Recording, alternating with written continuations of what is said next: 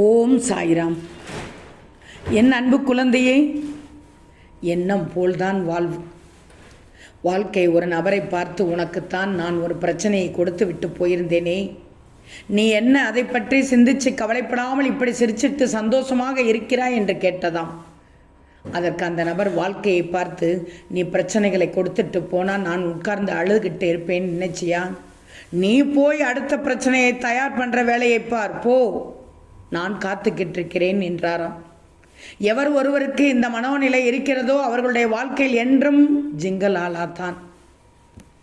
ஆம் தங்கமே, எந்த நதியும் தனக்காக என்று தண்ணீரை பயன்படுத்துவது கிடையாது. எந்த மரமும் தான் உற்பத்தி செய்யும் பழங்களை தானே உண்பது கிடையாது. சூரியன் கூட வெளிச்சத்தை என்றுமே தனக்காக என்று வீசுவது கிடையாது. இப்படித்தான் இயற்கை உள்ளது.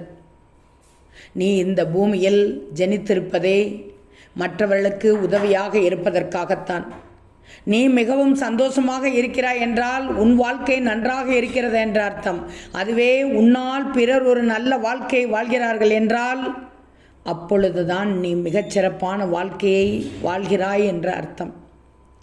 அடுத்தவர்கள் உன்னை பற்றி என்ன யோசிக்கிறார்கள் என்பதை யோசிப்பது உன் வேலை கிடையவே கிடையாது. அவர்கள் என்ன யோசிக்கணுமோ யோசிக்கட்டும். அவர்கள் உன்னிடம் வந்து பேச வேண்டும் என்று இருந்தால் கண்டிப்பாக வந்து பேசுவார்கள். அது அவர்களுடையது, உன்னுடையது கிடையாது. உன் வாழ்க்கையில் தோல்விக்கு மேல் தோல்வி வரும்போது இதை நீ ஞாபகத்தில் வச்சுக்கிட்டா நன்றாக இருக்கும். அதாவது மரங்கள் ஒரு குறிப்பிட்ட காலத்தில் எல்லா இலைகளையும் இழந்து தனிமரமாக நிற்கும். அப்போதும் அது கம்பீரமாகத்தான் இருக்கும். ஏன் தெரியுமா?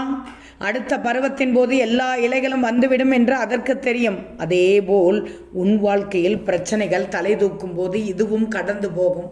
சீக்கிரமே எல்லாம் சரியாகும் என்று நேர்மறையான அணுகுமுறையோடு இருந்தால் நன்றாக இருக்கும்.